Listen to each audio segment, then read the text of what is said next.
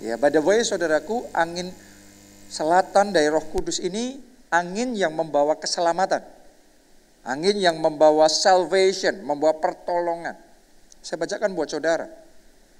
Mengenai engkau, oleh karena darah perjanjianku dengan engkau, aku akan melepaskan orang-orang tahananmu dari lubang yang tidak berair. Ya, sampai di situ pembacaan kita dulu. Oke. Nah, saudaraku, waktu saya renungkan ayat ini tentang orang-orang tahanan di lubang yang tidak berair. Waktu saya renungkan ini, saya jadi teringat tentang kisah Yusuf. Bagaimana pada waktu itu dia dengan polosnya datang untuk menjenguk dan menanyakan kabar, memastikan kakak-kakaknya dalam keadaan yang baik-baik. Akan tetapi tiba-tiba dia dikagetkan karena ternyata kakaknya benci sama dia, punya rencana yang jahat, bahkan menangkap dia, mau bunuh dia, tapi kemudian dihalangi. Akhirnya yang terjadi, mereka lemparkan Yusuf, buang Yusuf di sumur yang ditulis dalam Alkitab juga tidak berair. Jadi yang dialami Yusuf pada waktu itu sama seperti yang dicatat di Sakaria 9 ayat yang ke-11, ya, yaitu lubang yang tak berair. Kalau Yusuf di sumur yang tak berair, yang namanya orang dalam kondisi yang seperti itu, keadaannya seperti kayak terpenjara karena nggak bisa kemana-mana. Di lubang itu, di sumur yang tak berair itu, Yusuf nggak bisa kemana-mana. Jadi kondisinya seperti tahanan. Makanya ditulis di Sakaria ini, ya, orang-orang tahanan di lubang yang tidak berair. Kalau kita mau renungkan ayat ini pada zaman kita sekarang ini, ya banyak orang saat ini seolah-olah kondisinya seperti tahanan. Seperti orang-orang tahanan di lubang yang tak berair. Berapa banyak orang yang hidupnya seolah-olah menjadi tahanan dosa. Jatuh bangun di dalam dosa yang sama terus menerus. Maunya lepas, maunya merdeka dari dosa, tapi gagal lagi. Jatuh lagi. Berapa banyak orang yang di dalam hidupnya seolah-olah jadi tahanan kutuk. Ya, saya jumpai ada orang-orang yang pinter. Ada orang-orang yang kerja keras. Bukan orang malas, bukan orang bodoh. Orang pinter, pekerja keras. Tapi seolah-olah di dalam perjuangannya selalu saja ada yang salah. Ada lagi yang salah. Akhirnya gagal lagi. Seolah-olah hidupnya terpenjara dengan kegagalan. Kenapa? Karena ada kutuk yang masih berlaku, yang belum dipatahkan. Ada lagi sebagian orang yang seolah-olah hidupnya kayak ada dalam penjara, jadi tahanan sakit penyakit.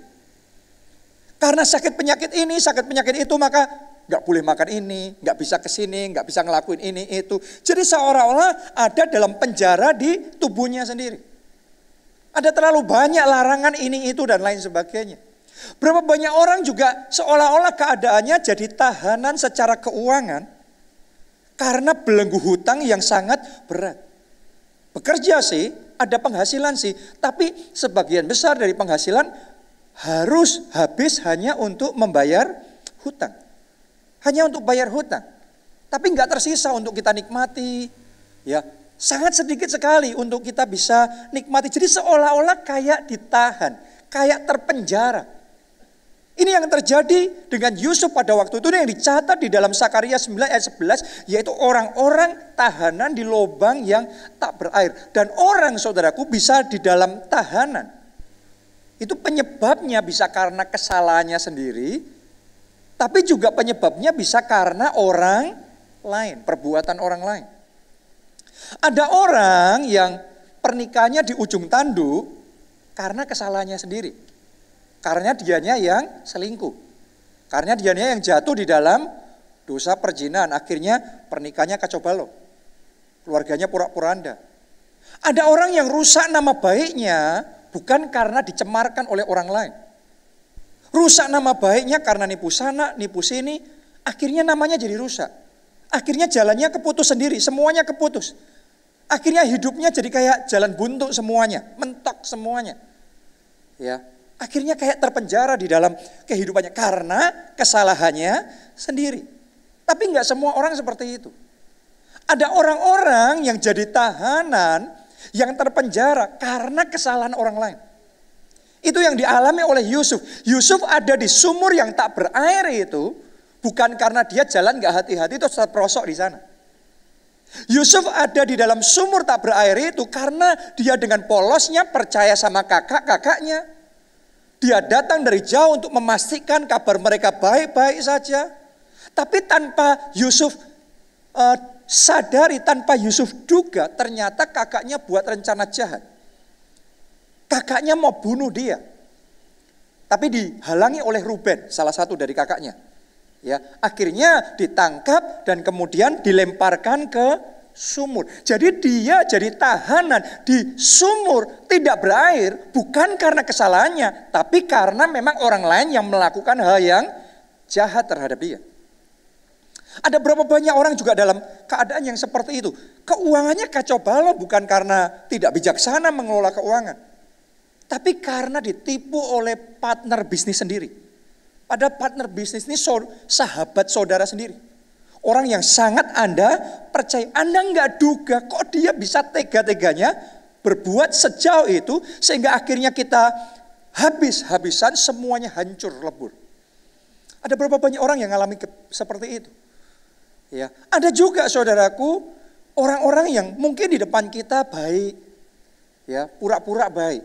Tapi secara rahasia merencanakan hal yang jahat untuk menjatuhkan kita. Ya, kadang-kadang kalau saudara dibesarkan di keluarga yang baik-baik, di benak kita maunya percaya semua dunia itu baik, semua orang itu baik. Tapi sampai di satu titik di masyarakat kita terpaksa untuk melihat realita ada orang-orang memang yang di depan kita benar-benar baik, tapi secara rahasia sedang merencanakan untuk menjatuhkan.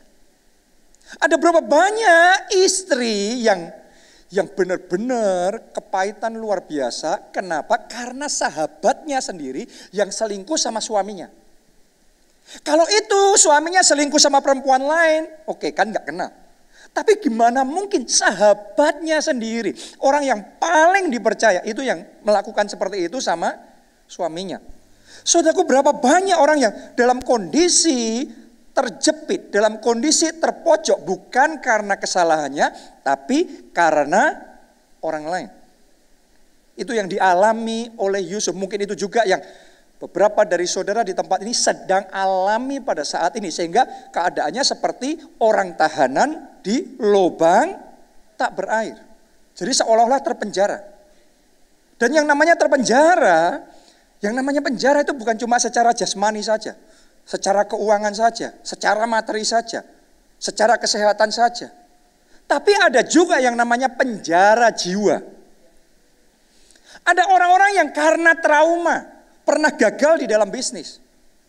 Trauma, mengalami kerugian yang besar dan konsekuensi yang sangat menyakitkan. Akibatnya mau memulai bisnis yang baru, mau bangkit dan maju lagi seolah-olah kayak maju mundur. Terpenjara langkahnya. Ada orang yang karena pernah menjalin hubungan dengan pria, terus kemudian gagal dan dikhianati, sakit hati, mau memulai hubungan yang baru, menjalin hubungan yang baru, sudah kayak membatasi dulu. Jadi dia sudah terpenjara sebelumnya karena traumanya. Oke, ada berapa banyak orang yang di dalam kondisi seperti itu? Ada berapa banyak pelayan Tuhan yang karena di masa lalu pernah kecewa, pernah sakit hati dengan sesama rekan sepelayanan di gereja. Akhirnya berpikir, kalau gitu saya nggak usah terlibat pelayanan aja. Yang penting saya masih jadi orang Kristen, saya masih ke gereja, saya masih berdoa, beribadah, percaya Yesus cukup. Tapi kalau pelayanan nggak usah, daripada nanti kecewa. Jadi tanpa sadar kita nggak bisa maju melayani, nggak bisa berkarya bagi Tuhan karena terpenjara dengan kekecewaan kita. Ada berapa banyak orang yang di masa seperti sekarang ini terpenjara karena ketakutannya. Kalau mau jujur saudaraku, ya, dunia sekarang ini masih dicekam dengan ketakutan yang sangat besar.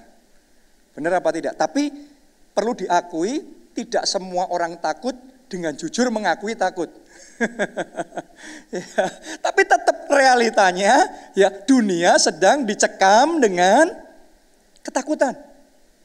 Dan karena ketakutan ada sebagian orang yang benar-benar mengurung diri, nggak mau ketemu siapa-siapa, nggak mau bangkit lagi, bekerja lagi, berkarya lagi, sehingga akhirnya sekarang ketinggalan, sehingga akhirnya sekarang kayak dalam kondisi yang bingung. Tapi mau bangkit, tapi kayak perang sama diri sendiri. Galau, gelisah, susah tidur, karena perang sama diri sendiri. Gimana? Tanpa sadar kita terpenjara karena ketakutan. Ada orang-orang yang terpenjara karena kesuaman. Kelamaan ibadah online. Oke, ya karena kalau ibadah online itu kan jujur aja terbatas. Membantu sih, sangat membantu. Ya, tapi terbatas. Akhirnya doa kita jadi terbatas. Akhirnya setelah sebulan, 2 bulan, 3 bulan, 4 bulan, perlu diakui jadi suam banget. Ya, pujian penyembahnya suam, doanya suam, dengar khotbahnya suam, kayak kehausannya, kayak kelaparannya kayak hilang, jadi suam sekali. Akhirnya kehidupan rohaninya nggak bisa maju, akhirnya pelayanannya nggak bisa maju. Kenapa? Karena penjara kesuaman ini. Tanpa sadar sebagian orang ada dalam keadaan yang seperti itu. Yang dicatat dalam Sakaria 9 ayat 11 tadi, yaitu orang-orang tahanan di lubang yang tidak berair. Tapi apapun itu keadaan saudara yang ada di tempat ini, hari ini I have a good news. Saya punya berita baik buat saudara. Di ayat yang ke-11 tadi, Tuhan ngomong begini, aku akan melepaskan orang-orang tahananmu dari lubang yang tidak berair. Apapun keadaan saudara, Tuhan mau melepaskan saudara. Tuhan mau menolong saudara. Tuhan mau menyelamatkan saudara. Dan hari ini sementara Anda dengar firman Tuhan, pertolongan dari Tuhan sudah dimulai. Angin selatan dari Roh Kudus sedang berhembus di tempat ini, membawa keselamatan dan pertolongan yang daripada Tuhan.